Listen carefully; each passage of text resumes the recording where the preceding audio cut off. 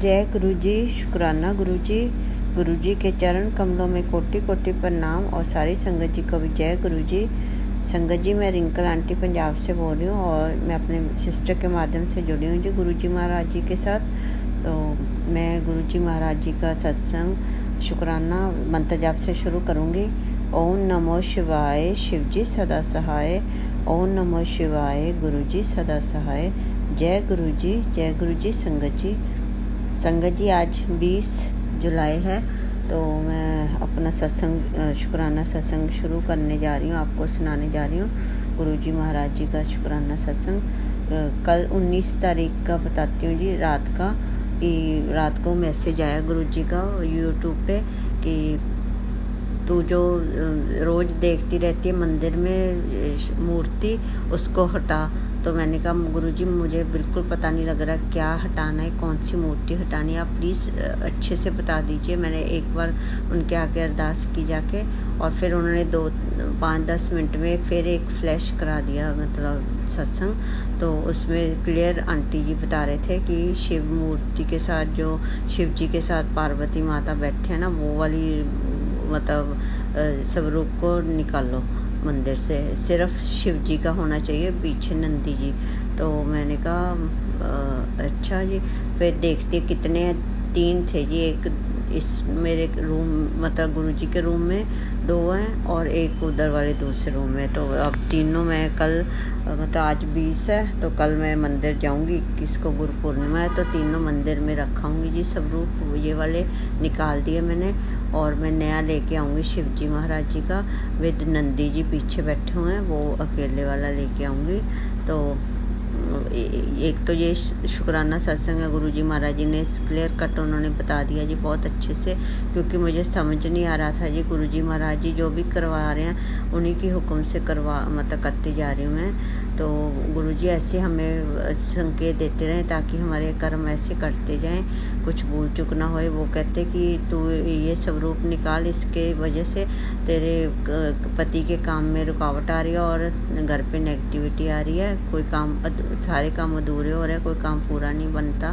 तो ये वाले स्वरूप को निकाल और दूसरा लगा इधर। तो अब मैं कल लेके आऊँगी जी। और फिर मैं सुबह का बताती हूँ जी। सुबह आज शनिवार है, तो 20 तारीख को, तो सुबह वो आते हैं, गौ माता लेके आते हैं एक मतलब अंकल। तो सुबह सुबह वो शनिवार का होता है, मतलब वो तेल नहीं डालते, सिर्फ गुरु गौ माता को लेके आते हैं। तो मैं गौ माता को पेड़ा वगैरह होता है या रोटी बची होती है वो देती हूँ, और उनको भी कुछ केला वगैरह या कोई 10 रुपये 20 रुपये दे देती हूँ जी। तो आज मुझे पता नहीं था, मैं भूल गई, थोड़ा गर्मी बहुत ज़्यादा है। तो जब वो आए मतलब उन्होंने वो अपना बजाया जी, ये शंख बजाया, तो मैं फिर जल्दी से निकल आई बाहर। तो मैंने सब गौ माता को ब्रेड दिए, क्योंकि पेड़ा छोटा था। तो एक केला भी दिया अंकल को, वो गौ माता ने पकड़ने की कोशिश की, तो वो अंकल कहते गौ माता को खिला दो, ये खा जाएगी गौ माता, पीला चीज़ है। तो गुरु पूर्णिमा भी है कल, और आप आज खिला दो। तो मैंने वो भी खिला दिया जी उन गौ माता को, और उनको भी एक केला दे दिया। तो ये भी बहुत बड़ा शुक्राना कि गौ माता हमारे घर के अंदर ही आ गए थे जी, क्योंकि मम्मी डरते रोटी को मुंह में डालने से। तो मैं तो पेड़ा मुंह में डाल देती हूँ जी हाथ पे चटा के, और मम्मी ने घर के नीचे मतलब घर के अंदर ही फेंक दी रोटी, और वो अंदर तक आ गई थी जी गौ माता, मतलब दहलीज के आगे तक आ गई थी जहाँ पे एंट्रेंस होती है। तो बहुत बहुत शुक्राना गुरु जी महाराज जी आपका, जो गौ माता की पैर डाले आपने। और आपने कल लिखा भी था मुझे, मैं किसी रूप में भी आ सकता हूँ तुम्हें ब्लेस करने। तो आजकल कोई भी आता है तो मुझे तो सारी यही होता है कि गुरुजी महाराज किसी रूप में भी आ सकते हैं। तो गुरुजी का बहुत बहुत शुक्राना गुरुजी महाराज, आप हमें ब्लेस करते रहना। आपका आप अपना आशीर्वाद बड़ा हाथ हमारे सिर पे रखना महाराज। और फिर कल का मैं बताती हूँ जी।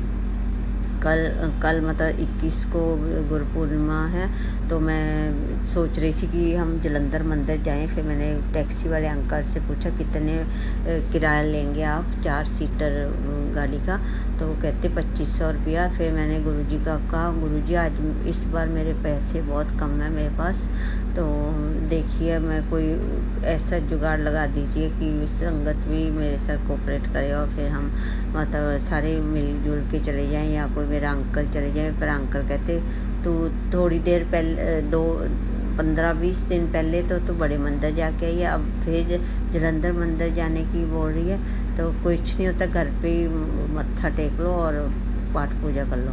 तो मैंने कहा ये तो नहीं इतना मतलब मानते हैं पर इतना नहीं है, खींच नहीं है जितनी मुझे। गुरु महाराज जी सबको ब्लेस करते रहें, मतलब इतना ही कर दें कि सारे फैमिली अच्छे से इकट्ठे होकर जाया करे गुरु जी का मंदिर में। तो गुरु जी फिर मैंने गुरुजी को कहा, गुरुजी और कोई वे बताइए अब क्या होएगा।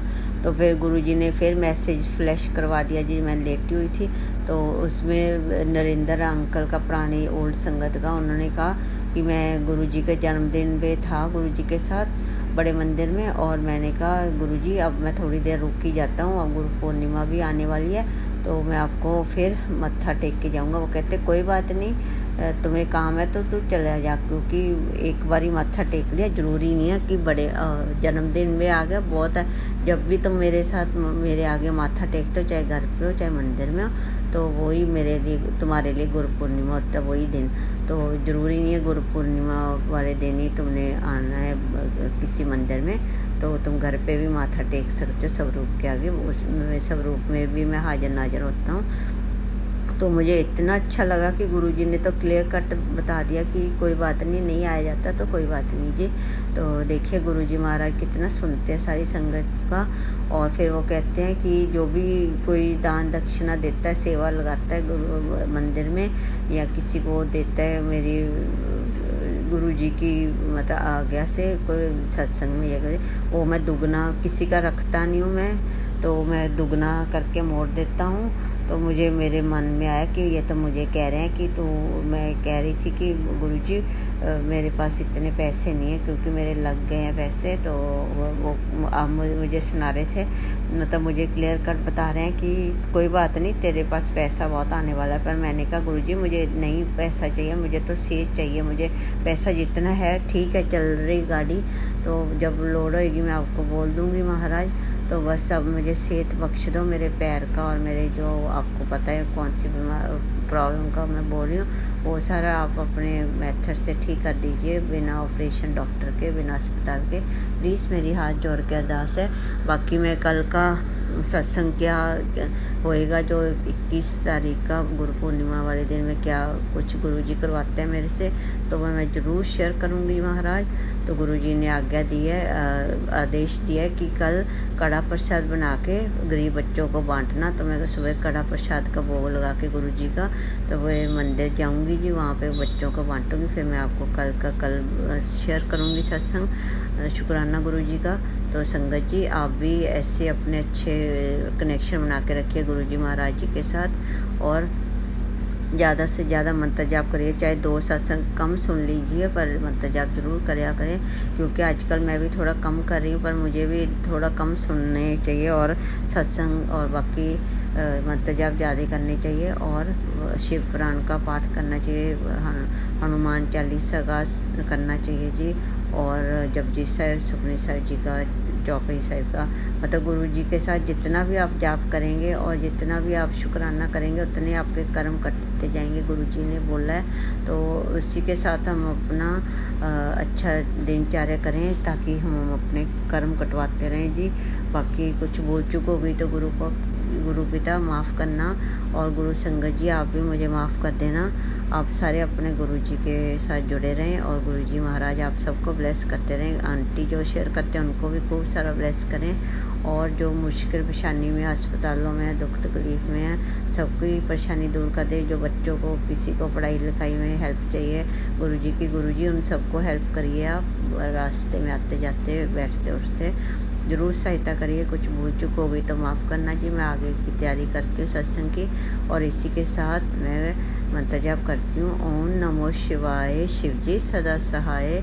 ओम नमो शिवाय, गुरु जी सदा सहाय। जय गुरु जी, जय गुरु जी, जय गुरु जी, जय गुरु जी। संगत जी, thank you so much for watching, sorry, listening to this satsang of Guruji Maharaj, Shukrana.